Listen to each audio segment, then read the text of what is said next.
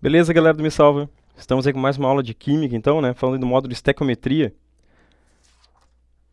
Explicando um pouquinho sobre balanceamento de equações.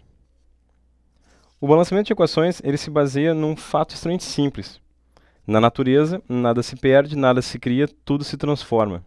Célebre frase do pai da química moderna, Antoine Lavoisier. De que maneira isso vai acontecer? Bom, nós costumamos representar a química através de equações.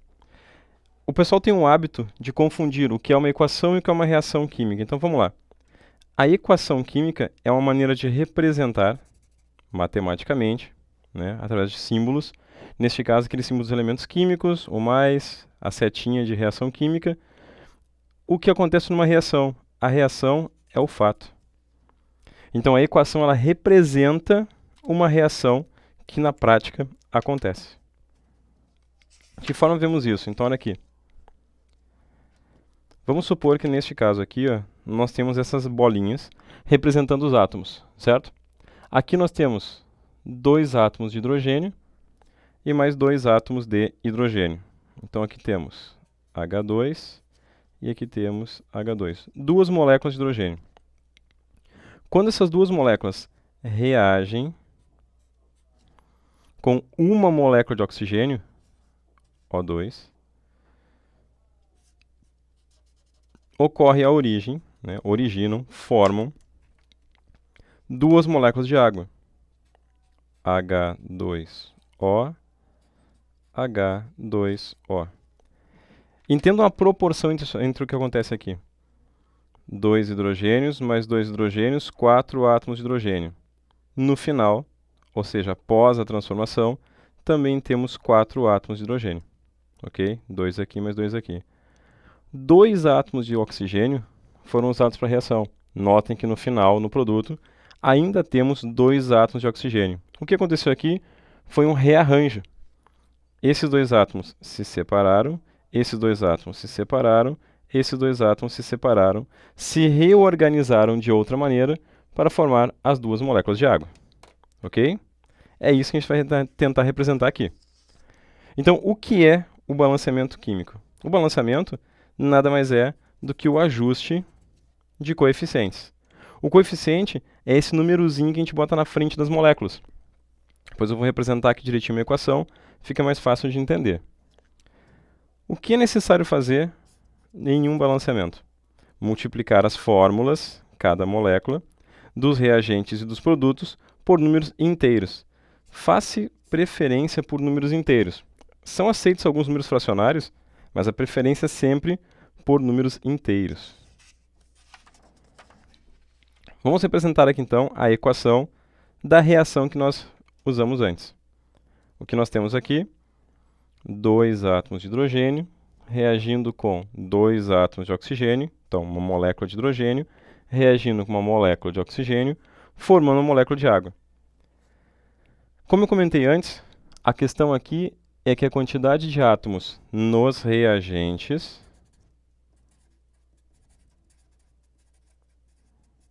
deve ser igual à quantidade de átomos nos produtos. Reagentes à esquerda da seta, produtos à direita da seta. Então aqui nós temos uma linha histórica. O que nós tínhamos antes, o que nós temos agora, depois da reação processada. Então tínhamos uma molécula de hidrogênio, uma molécula de oxigênio. Formou-se uma molécula de água. Notem que as quantidades de átomos não batem. 2 hidrogênios, 2 hidrogênios.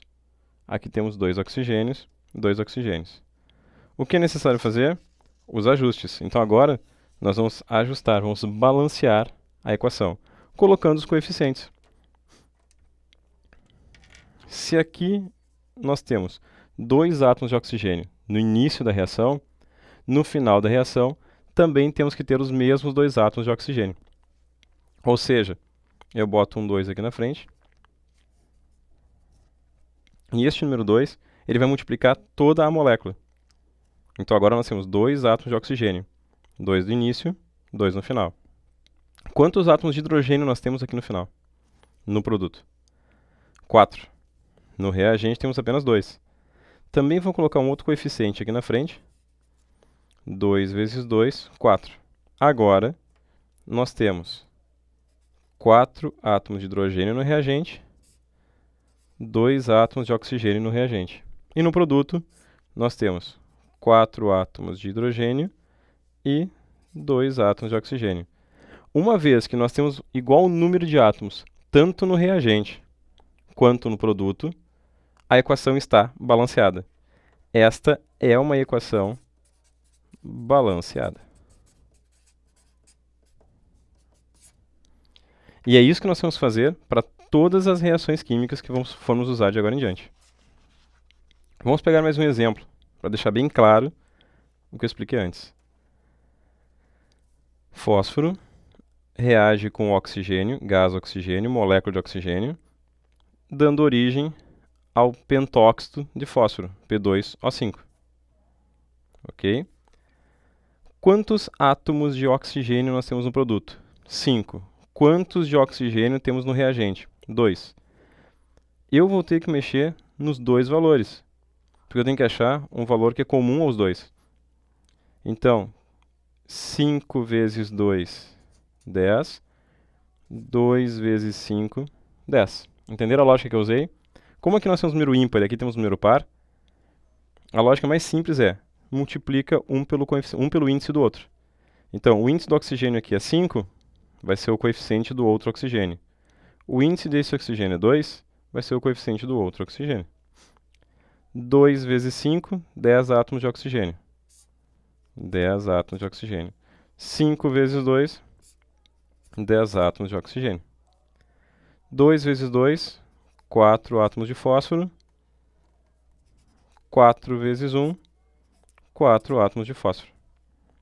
Equação completamente balanceada. Existem algumas regras práticas que nos auxiliam para que a gente tente errar cada vez menos, até pegar a prática, até pegar o jeito. Então isso é o interessante que vocês anotassem, que vocês seguissem no início, até pegar bem a prática. Iniciar pelos elementos que aparecem uma vez. Os elementos que aparecem menos vezes são os mais fáceis de fazer o balanceamento. Iniciar pelo elemento de menor índice. Aquele númerozinho que fica embaixo à direita do átomo. Quanto menor for, mais fácil de trabalhar, começamos por ele. Usar esses índices no membro oposto, o que nós fizemos antes. O índice de um átomo do produto vai ser o coeficiente do reagente e vice-versa. Deixar os átomos de hidrogênio e oxigênio por últimos. Hidrogênio penúltimo, oxigênio por último. Por quê? Normalmente nos compostos químicos existe mais de um composto com oxigênio e mais de um composto com hidrogênio. Matematicamente, quanto mais vezes o elemento aparece, mais difícil vai ser trabalhar com ele. Certo? Então até a próxima. Tchau, tchau.